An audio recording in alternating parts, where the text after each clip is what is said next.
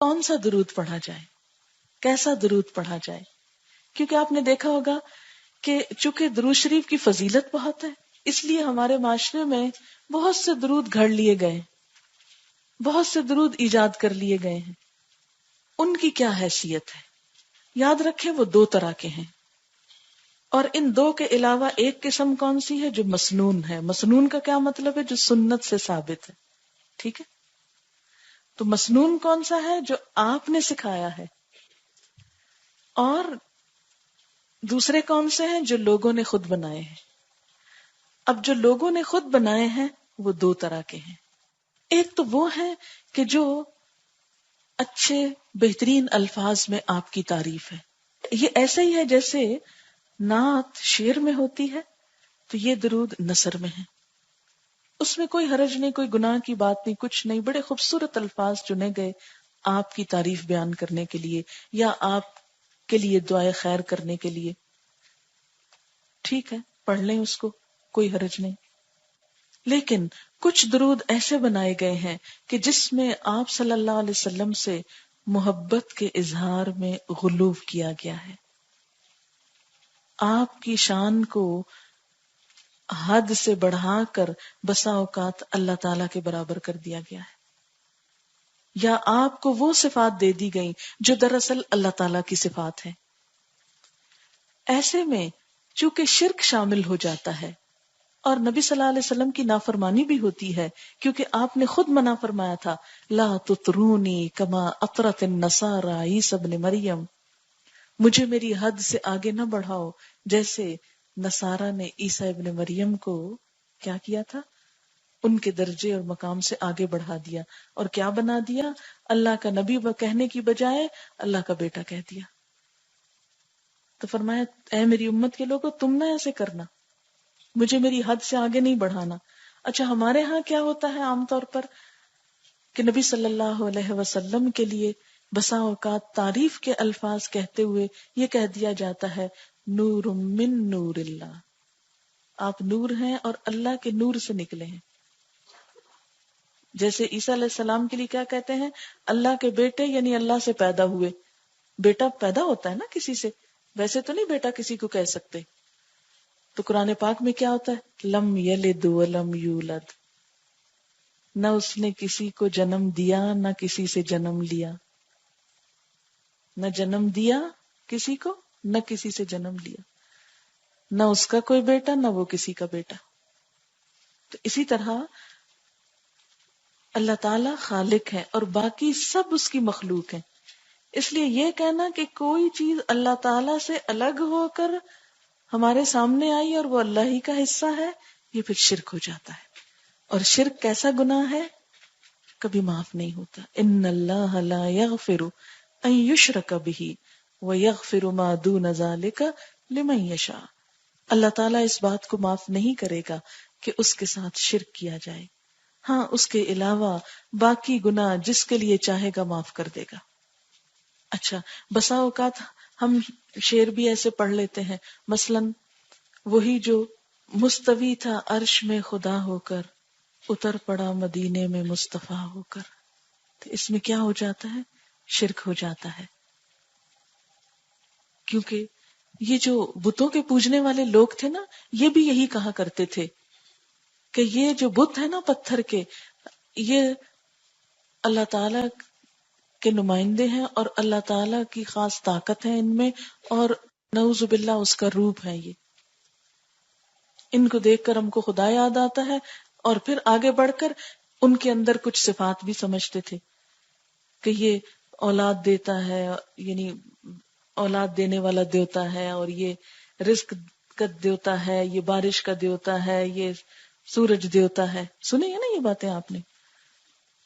پہلے وہ کیا کہتے ہیں؟ یہ اللہ تعالیٰ کا اوتار ہے، پھر اس کے بعد آہستہ آہستہ انہی کے اندر اللہ تعالیٰ کی صفات ڈھونڈ لیتے اور یوں شرک شروع ہو جاتا. ہم مسلمانوں نے بھی کیا کیا؟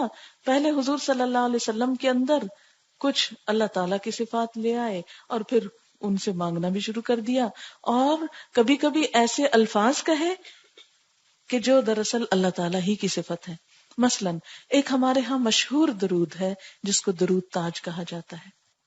آپ سب واقف ہوں گے اس سے.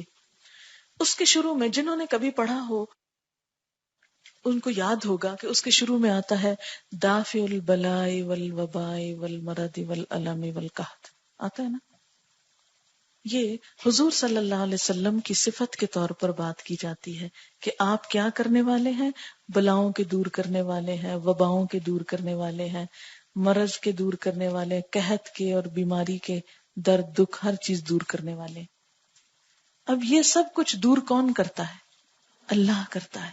اگر ہم آپ صلی اللہ علیہ وسلم کی عقیدت میں، شان میں، محبت میں ایسی بات آپ کے ذمے لگائیں گے تو ایک طرف آپ کو بھی ناراض کریں گے، دوسری طرف اللہ تعالیٰ کو ناراض کریں گے، اور رحمت آنے کی بجائے اللہ تعالیٰ کا غضب آ سکتا ہے. اس لیے کوئی بھی درود جب آپ پڑھیں تو پہلا کام یہ کریں کہ اس کا مطلب پڑھیں. اور مطلب بھی بسا اوقات جو نیچے لکھے ہوتے ہیں وہ صحیح نہیں ہوتے، کیونکہ میں نے کئی درود تاج کے نیچے جب ترجمہ پڑھا تو اس میں انہوں نے لکھا ہوا کہ اللہ تعالیٰ آپ کے وسیلے سے ہمارے یہ بلائیں دور کرتے ہیں، حالانکہ عربی عبارت میں وسیلے کا لفظ ہی کوئی نہیں ہے، ڈائریکٹ لکھا ہوا ہے. پھر بعض اوقات آپ کا مقام اللہ تعالیٰ کے مقام سے بڑھا دیتے ہیں لوگ. مثلا ایک شعر میں لوگ کہتے ہیں کہ ہر مقام سے بالا میٹھے نبی کا روزہ، عرش اولا سے اعلیٰ میٹھے نبی کا روزہ، کعبے کی عظمتوں کا منکر نہیں ہوں لیکن کعبے کا کعبہ میٹھے نبی کا روزہ. اب کعبہ تو کعبہ ہے نا، کعبے کا تو کوئی کعبہ نہیں ہے، لیکن اس طرح کی باتیں آپ کی محبت میں کر کے تو ہم اس سیدھے رستے سے کہیں اور نکل جاتے ہیں. جہاں آپ کی محبت ایمان کا حصہ ہے وہاں ایسی باتیں کرنا ایمان کو نقصان دیتا ہے. اس لیے ہم کو سوچ سمجھ کے، صرف کسی بات کے لیے یہ کافی نہیں کہ ہمارے آبا و اجداد کرتے تھے یا ہمارے بڑے کوئی جاہل ہیں اور فلاں صاحب جو ہیں وہ اتنے علم پڑھے ہوئے ہیں وہ جاہل ہیں. نہیں، بعض اوقات یہ ہوتا ہے کہ علم بھی ہوتا ہے، سب کچھ ہوتا ہے، لیکن ایسی عقیدت ہو جاتی ہے کچھ چیزوں سے کہ انسان ان کے خلاف کچھ بھی سننا نہیں چاہتا. اور خاص طور پر جس چیز پہ انسان خود چل رہا کبھی نہیں سننا چاہتا کہ میرے اندر یہ خامی. اچھا کسی کی بات نہیں سوچی. ہم میں ہر شخص اپنے بارے میں اس وقت سوچے اور اپنے سے پوچھے کہ جب کوئی مجھے میری کسی خامی، کمزوری، غلطی کے بارے میں بتاتا ہے تو میں اس کو سننا چاہتی ہوں، سنتی ہوں، سن کے اصلاح کرتی ہوں، غصے میں تو نہیں آ جاتی، ریئیکٹ تو نہیں کرتی. تو کیا ہوتا ہے؟ کرتے ہیں نا ریئیکٹ. ہم میں سے کتنے لوگ ہیں جو خوشی سے تنقید سنیں، اچھا اور بتاؤ میری غلطی کیا ہے. کبھی کہا ہم نے کسی کو؟ نہیں کہتے. اور اگر کوئی بھولے سے بتا بیٹھے تو ہم اس کے دشمن ہو جاتے، اس سے تو اب ملنا ہی نہیں ہے، تو بس میری غلطیاں بتاتا ہے مجھ کو. تو اس لیے جب کوئی ہم کو یہ بتاتا ہے نا تو فوراً کہتے ہیں ہاں یہ وہابی ہوگا نا اس لیے مجھ کو منع کر رہا ہے. وہ وہابی کیا چیز ہوتا ہے؟ ہمیں کسی سے کوئی غرض نہیں کون کیا ہے اور کیا نہیں. ہم نے یہ دیکھنا ہے کہ جو وہ بات کہہ رہا ہے نا وہ صحیح ہے کہ نہیں، چاہے ہمارے ماں باپ ہی کیوں نہ ہو، چاہے ہمارے استاد ہی کیوں نہ ہو، چاہے ہمارے دوست ہی کیوں نہ ہو، چاہے پورا معاشرہ ہی کیوں نہ ہو. ہم کسی کی بات کو اس لیے نہیں لیں گے کہ یہ میرا فلانا رشتہ دار ہے اس لیے میں مان رہی ہوں اس کی بات، یا یہ میرا بزرگ ہے، یا یہ میرا محبوب ہے، یا یہ میرا پسندیدہ انسان ہے اس لیے اس کی بات تو میں نے ضرور مانی. نہیں، کسی کی بات بھی کب ماننی ہے؟ جب وہ اللہ کی بات کے مطابق ہو اور اللہ کے رسول صلی اللہ علیہ وسلم کی بات کے مطابق ہو.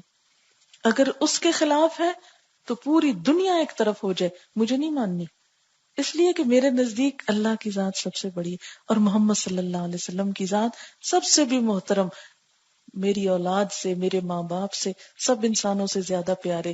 اسی لیے تو کہا کہ ایمان مکمل ہی اس وقت ہوتا ہے جب آپ سے محبت اور آپ کی بات سب سے اہم ہو جائے.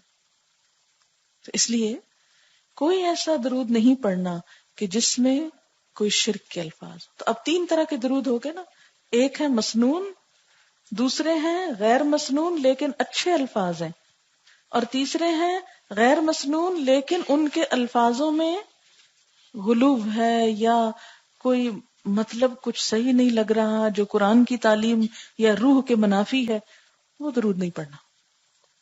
اب مسنون الفاظ کیا ہیں اور مسنون کیوں بتانے لگی ہوں؟ اس لیے کہ جو کچھ آپ نے سکھا دیا وہ سب سے اعلیٰ و افضل ہے، سب سے بہترین ہے۔ حضرت ابو حمید ساعدی سے روایت ہے، کہتے ہیں کہ صحابہ کرام نے عرض کیا، اے اللہ کے رسول صلی اللہ علیہ وسلم، ہم آپ پر کس طرح درود بھیجیں؟ آپ ہی ہم کو بتائیے کہ ہم کیا کریں، کیونکہ بڑے عقل مند تھے نا، کہ جو آپ بتائیں گے وہی صحیح بات ہوگی۔ آپ کو خوش کرنا ہے تو آپ کی پسند کی چیز پڑھیں ہم۔ اچھا، ہم نے کبھی کیوں نہیں پوچھا یہ سوال کہ آپ نے کون سا درود پسند کیا تھا؟ ہم تو کیا کہتے، اچھا کس درود سے ہماری مشکلیں آسان ہوگی، ہم بس وہ پڑھیں گے، چاہے وہ آپ نے دیا ہو یا کسی اور نے لکھا ہو، مسنون ہو کہ غیر مسنون ہو، اس میں سچی باتیں لکھی ہوں یا اس میں شرکیہ باتیں لکھی ہوں، بس ہمیں تو اس سے غرض ہے کہ کسی نے یہ فرما دیا کہ اس سے سارے مسئلے حل ہو جائیں، اور ہم آنکھیں بند کر کے اس کو پڑھنے لگ گئے بے سوچے سمجھے۔ ایسے نہیں پڑھنا، کیا پڑھنا ہے؟ جو آپ نے دیا وہ ہماری پرائرٹی نمبر 1 ہے۔ صحابہ کرام نے عرض کیا، اے اللہ کے رسول صلی اللہ علیہ وسلم، ہم آپ پر کس طرح درود بھیجیں؟ آپ نے فرمایا، یوں کہو، یا اللہ، محمد صلی اللہ علیہ وسلم پر، آپ کی ازواج پر، آپ کی اولاد پر رحمت بھیج، جس طرح تو نے آل ابراہیم پر رحمت بھیجی۔ یا اللہ، محمد صلی اللہ علیہ وسلم پر، آپ کی ازواج پر، آپ کی اولاد پر اس طرح برکتیں نازل فرما جس طرح تو نے آل ابراہیم پر برکت نازل فرمائی، تو بے شک بزرگ اور اپنی ذات میں آپ محمود ہے۔ اور اس کی عربی عبارت کیسے ہے؟ اللہم صلی علی محمد وازواجہ وذریتہ کما صلیت علی آل ابراہیم وبارک علی محمد وازواجہ وذریتہ کما بارکت علی آل ابراہیم انک حمید مجید۔ یہ بخاری کی روایت ہے، اور ہو سکتا ہے ہم میں سے بہتوں نے پہلی دفعہ یہ سنا ہو۔ پھر اسی طرح ایک اور ہے، اس میں بھی صحابہ کرام نے حضور صلی اللہ علیہ وسلم سے پوچھا تو آپ نے کچھ یوں سکھایا، اللہم صلی علی محمد وعلی آل محمد کما صلیت علی ابراہیم وعلی آل ابراہیم انک حمید مجید، اللہم بارک علی محمد وعلی آل محمد کما بارکت علی ابراہیم وعلی آل ابراہیم انک حمید مجید۔ یہی ہم عام طور پہ نماز میں پڑھتے ہیں نا، یہ بھی بخاری کی روایت ہے۔ اسی طرح ایک اور آپ نے یوں سکھایا، اللہم صلی علی محمد النبی الامی وعلی آل محمد کما صلیت علی ابراہیم وعلی آل ابراہیم وبارک علی محمد النبی الامی وعلی آل محمد کما بارکت علی ابراہیم وعلی آل ابراہیم انک حمید مجید۔ اسی طرح کچھ اور ورشنز بھی ہیں، لیکن کچھ ایسے ہیں جو مختصر ہیں، یعنی یہ تو لمبے والے تھے، ذرا چھوٹا ورشن ایک میں آپ کو سناؤں گی، یہ بھی بخاری کی روایت ہے۔ اللہم صلی علی محمد عبدک ورسولک کما صلیت علی آل ابراہیم وبارک علی محمد وعلی آل محمد کما بارکت علی ابراہیم۔ پھر اسی طرح ایک اور درود ہے جو مختصر ہے، کیونکہ بعض اوقات دل چاہتا ہے زیادہ دفعہ پڑھیں، لیکن لمبا پڑھتے ہوئے پھر ہم گھبراتے ہیں، تو اس پر حضرت زید بن خارجہ کی روایت ہے، کہتے ہیں کہ میں نے حضور صلی اللہ علیہ وسلم سے سوال کیا کہ مجھے درود بتائیے آپ نے فرمایا، مجھ پر درود بھیجا کرو اور دعا میں اسے لازم کر لو، اور یوں کہو، اللہم صلی علی محمد وعلی آل محمد۔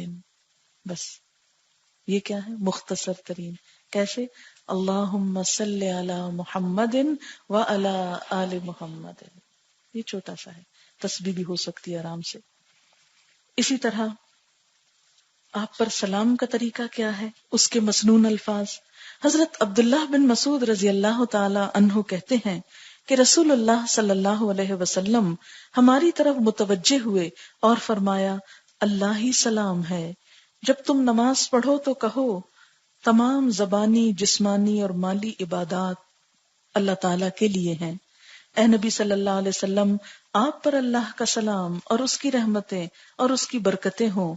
ہم پر بھی اور اللہ کے نیک بندوں پر بھی سلام ہو۔ جب تم یہ کہو گے تو یہ الفاظ اللہ تعالیٰ کے تمام نیک بندوں کو پہنچ جائیں گے، چاہے وہ آسمان میں ہوں یا زمین میں۔ میں گواہی دیتا ہوں اللہ کے سوا کوئی معبود نہیں، اور میں گواہی دیتا ہوں کہ محمد صلی اللہ علیہ وسلم اللہ تعالیٰ کے بندے اور اس کے رسول ہیں۔ اور یہ کیا ہے جو ہم التحیات جس کو کہتے ہیں، اس میں بعض اوقات لوگ پڑھنے میں غلطی کرتے ہیں، کہتے ہیں التحیات، التحیات نہیں ہے، التحیات، التحیات، تحیات اصل میں تھا اور اس سے شروع میں ال لگا، تو التحیات۔ آپ کو معلوم ہے کہ حضور صلی اللہ علیہ وسلم جب معراج پر تشریف لے گئے تھے تو ظاہر اللہ تعالیٰ کو تو کوئی چیز نہیں چاہیے، آپ کے لیے تحفہ کس چیز کا لے کر گئے؟ انہی اچھے کلمات کا، التحیات للہ والصلوات والطیبات۔ کیا معنی؟ کہ تمام زبانی، جسمانی اور مالی عبادات اللہ ہی کے لیے، پاکیزہ کلمات اللہ کے لیے۔ اس پر اللہ تعالیٰ نے کیا فرمایا؟ السلام علیک ایھا النبی، ایسے اللہ تعالیٰ نے سلام بھیجا اور ہم کو بھی سکھا دیا کیسے، السلام علیک ایھا النبی ورحمۃ اللہ وبرکاتہ۔ یہ ہے سلام کا صحیح طریقہ۔ اس پر جواب میں آپ صلی اللہ علیہ وسلم نے کیا فرمایا؟ یہ نہیں کہا والسلام علیکم، فرمایا السلام علینا، یعنی اللہ تعالیٰ آپ بھیج رہے ہیں، ہم قبول کر رہے ہیں، اور صرف اپنے لیے نہیں، وَعَلَىٰ عِبَادِ اللَّهِ الصَّالِحِينَ۔ اس سے محبت پھوٹتی ہے نا آپ کے لیے کہ ہر موقع پر آپ نے اپنے ماننے والوں کو بھی یاد رکھا۔ السلام علینا وعلی عباد اللہ الصالحین۔ اور پھر فرمایا اشہد ان لا الہ الا اللہ واشہد ان محمدا عبدہ ورسولہ۔ اسے بخاری نے روایت کیا ہے۔ اور آپ دیکھیے کہ جو شخص دن میں 5 نمازیں پڑھتا ہے وہ لازماً درود اور سلام دونوں پڑھتا رہتا ہے۔ اچھا، درود کب کب پڑھنا چاہیے، کس کس موقع پر؟ نمبر 1، نماز ختم کرنے سے پہلے درود پڑھنا مسنون ہے۔ حضرت فضالہ بن عبید کہتے ہیں کہ رسول اللہ صلی اللہ علیہ وسلم نے ایک آدمی کو نماز میں درود کے بغیر دعا مانگتے ہوئے سنا، یعنی اس نے درود نہیں پڑھا، التحیات پڑھ کے فوراً دعائیں مانگنی شروع کر دی، رب اجعلنی وغیرہ۔ آپ نے فرمایا اس نے جلدی کی، پھر آپ نے اسے اپنے پاس بلایا اور اس کو یا کسی دوسرے کو مخاطب کر کے فرمایا جب کوئی نماز پڑھے تو اللہ تعالیٰ کی حمد و ثنا سے آغاز کرے۔ ہم کیسے پڑھتے ہیں نماز اللہ اکبر کر کے؟ سبحانک اللہم و بحمدک و تبارک اسمک و تعالی جدک و لا الہ غیرک، پھر اسی طرح الحمدللہ رب العالمین۔ تو یہ کیا ہے؟ نماز کی ابتدا ہے۔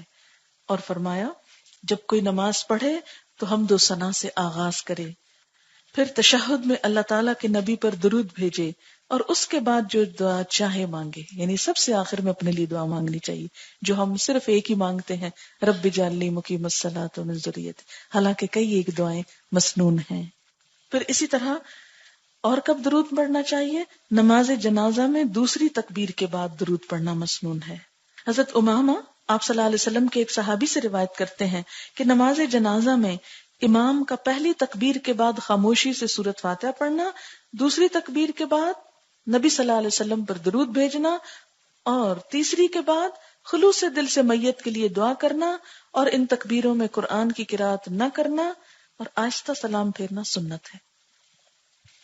اور درود کب پڑھنا چاہیے؟ آذان سننے کے بعد، آذان سننے کے بعد، دعا مانگنے سے پہلے۔ آپ کو پتہ ہے نا کہ آذان کے بعد دعا قبول ہوتی ہے، لیکن اس دعا سے پہلے درود شریف پڑھ لینا چاہیے۔ حضرت عبداللہ بن عمرو بن عاص رضی اللہ تعالیٰ عنہ کہتے ہیں میں نے رسول اللہ صلی اللہ علیہ وسلم کو فرماتے ہوئے سنا، جب مؤذن کی آذان سنو تو وہی کچھ کہو جو مؤذن کہتا ہے، پھر مجھ پر درود پڑھو، کیونکہ مجھ پر درود پڑھنے والے پر اللہ کی 10 رحمتیں نازل ہوتی ہیں۔ اللہ تعالیٰ 10 رحمتیں نازل فرماتا ہے، اس کے بعد میرے لیے اللہ تعالیٰ سے وسیلہ مانگو۔ وسیلہ جنت میں ایک مقام ہے جو جنتیوں میں سے صرف کسی ایک کو دیا جائے گا، مجھے امید ہے کہ وہ جنتی میں ہی ہوں گا، لہٰذا جو آدمی میرے لیے اللہ سے وسیلہ کی دعا کرے گا اس کے لیے میری شفاعت واجب ہو جائے گی۔ اللہم رب ھذہ الدعوۃ التامہ والصلاۃ القائمہ آت محمدا الوسیلۃ والفضیلہ، ٹھیک ہے، تو اس دعا میں ہم کیا مانگتے ہیں؟ آپ نبی صلی اللہ علیہ وسلم کو وسیلہ عطا کیجئے. اور وسیلہ کہاں ہے، کیا ہے؟ جنت میں ایک اعلیٰ ترین مقام ہے جو صرف ایک شخص کو ملے گا، اور وہ ہم کیا چاہتے ہیں کس کو ملے؟ اپنے حبیب محمد صلی اللہ علیہ وسلم کو، اور اس کے لیے ہم دعا مانگتے ہیں. پھر اور کب درود پڑھنا چاہیے؟ اہل ایمان کو ہر وقت ہر جگہ درود بھیجنے کا حکم ہے. کہیں بھی بیٹھے آپ فارغ ہیں، مثلاً یہاں سے گھر جا رہے ہیں، گاڑی میں بیٹھے ہیں، بس انتظار کر رہے ہیں کب گھر آئے تو اتروں، بور ہو رہے ہیں. نہیں، کیوں بور ہوتے ہیں؟ درود شریف پڑھیے، رحمتیں آنے لگیں گی، سفر آسان ہو جائے گا، مشکلیں آسان ہوگی.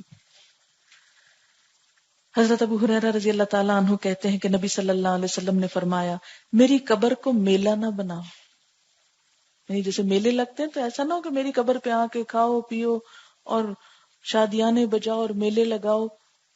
جس طرح آج کل کیا ہوتا ہے کہ مختلف بزرگوں کی قبر پر میلے لگتے ہیں، وہاں پر لوگ جا کر دعا تو کم ہی مانگتے ہیں، کیا کرتے ہیں؟ اتنے سٹالز لگے ہوتے ہیں، چیزوں کی خرید و فروخت ہوتی ہے، دیگیں پکتی ہیں اور پھر دھمالیں پڑتی ہیں اور سب شور شرابہ اور ایک انجوائمنٹ کا سامان، میوزک بج رہا ہے اور پتہ نہیں کیا کیا. آپ صلی اللہ علیہ وسلم نے اس چیز سے منع فرمایا کہ میری قبر کو میلہ نہ بنانا، کیونکہ آپ کو خبر دے دی گئی ہوگی نا اللہ تعالیٰ کی طرف سے کہ امت اصل کام چھوڑ کے اب یہ کرنے والی ہے. لہذا آپ نے کیا فرمایا؟ نہ میری قبر کو میلہ بنانا، نہ ہی اپنے گھروں کو قبرستان بنانا. وہ کیسے؟ کہ اس میں کوئی اللہ کا ذکر نہ ہو. تم جہاں کہیں بھی ہو مجھ پر درود بھیجتے رہو، تمہارا درود مجھے پہنچا دیا جاتا ہے. تمہارا درود مجھ کو پہنچا دیا جاتا ہے. اسے احمد نے روایت کیا ہے. حضرت ابو بکر صدیق رضی اللہ تعالیٰ عنہ کہتے ہیں کہ رسول اللہ صلی اللہ علیہ وسلم نے فرمایا، مجھ پر کثرت سے درود بھیجا کرو، اللہ تعالیٰ میری قبر پر ایک فرشتہ مقرر فرمائے گا، جب بھی میرا کوئی امتی مجھ پہ درود بھیجے گا تو یہ فرشتہ مجھے کہے گا، اے محمد صلی اللہ علیہ وسلم، فلاں بن فلاں نے فلاں وقت آپ پر درود بھیجا ہے. یعنی آپ کو وہ پہنچایا جاتا ہے. حضرت عبداللہ بن مسعود کہتے ہیں رسول اللہ صلی اللہ علیہ وسلم نے فرمایا کہ اللہ تعالیٰ نے میری امت کے لوگوں کا سلام مجھے پہنچانے کے لیے فرشتے مقرر کر رکھے ہیں. یعنی ہر جگہ سے وہ اکٹھا کرتے ہیں اور مجھ تک پہنچا دیتے ہیں. آپ دیکھیں نا، جس سے محبت ہوتی اس کے نام خط لکھے جاتے ہیں.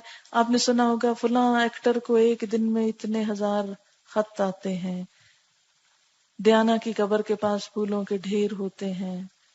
تو دنیا دار لوگوں کے لیے محبتوں کے ایسے نذرانے آتے ہیں جو پھول سوکھ جاتے ہیں اور ردی کے ڈھیر بن جاتے ہیں اور خط پھینک دیے جاتے ہیں ردی کی ٹوکریوں میں. لیکن سب سے بہترین تحفہ کیا ہے؟ دعائے خیر. وہ محفوظ ہو جاتی ہے، آپ کو بھی فائدہ ہوا جس کے لیے بھیجی گئی اور کرنے والے کو بھی رحمتیں مل گئیں. کیا خوبصورت انداز ہے محبت کے اظہار کا. اور فرشتے مقرر ہیں جو پوری دنیا سے میل آپ تک پہنچا رہے ہیں. کون کون آپ کے لیے تحفے بھیج رہا ہے. اور درود کے تحفے نہ مرجھاتے ہیں، نہ سوکھتے ہیں، نہ ردی میں جاتے ہیں، عرش بالا پہ جمع ہو رہے ہیں. جمعہ کے دن آپ صلی اللہ علیہ وسلم پر کثرت سے درود بھیجنا چاہیے. یہ یاد رکھیے، اس بات کو کبھی نہ بھولیے. حضرت ابو مسعود انصاری کہتے ہیں کہ رسول اللہ صلی اللہ علیہ وسلم نے فرمایا کہ جمعہ کے روز مجھ پر کثرت سے درود بھیجا کرو. جو آدمی جمعہ کے روز مجھ پر درود بھیجتا ہے وہ میرے سامنے پیش کیا جاتا ہے. اسے بہقی نے روایت کیا جاتا ہے، یعنی اس کا تعارف بھی ایک طرح سے آپ کے سامنے ہوتا ہے. حضرت اوس بن اوس کہتے ہیں کہ نبی صلی اللہ علیہ وسلم نے فرمایا، سب دنوں میں جمعہ کا دن افضل ہے. اسی روز آدم علیہ السلام پیدا کیے گئے، اسی روز ان کی روح قبض کی گئی، اسی روز سور پھونکا جائے گا، اسی روز اٹھنے کا حکم ہوگا. لہٰذا اس روز مجھ پر کثرت سے درود بھیجا کرو کیونکہ تمہارا درود میرے سامنے پیش کیا جاتا ہے. صحابہ کرام نے عرض کیا، اے اللہ کے رسول صلی اللہ علیہ وسلم، آپ کی وفات کے بعد آپ کی ہڈیاں بوسیدہ ہو چکی ہوں گی، یا یوں کہا کہ آپ کا جسم مبارک مٹی میں مل چکا ہوگا، تو پھر ہمارا درود آپ کے سامنے کیسے پیش کیا جائے گا؟ آپ نے فرمایا، اللہ تعالیٰ نے انبیاء کے جسم زمین پر حرام کر دیے ہیں. یعنی انبیاء علیہ السلام کا درجہ تو شہداء سے بھی بڑا ہوتا ہے. شہید مر کے نہیں مرتے، اور ان کے جسموں کو بھی زمین نہیں کھاتی، اسی طرح انبیاء علیہم السلام جو ہیں ان کے جسم کو مٹی کوئی نقصان نہیں دیتی۔ دعا مانگنے سے پہلے اللہ کی حمد و ثنا کے بعد درود پڑھنے کا حکم ہے، جس کا ذکر پیچھے بھی کیا جا چکا ہے۔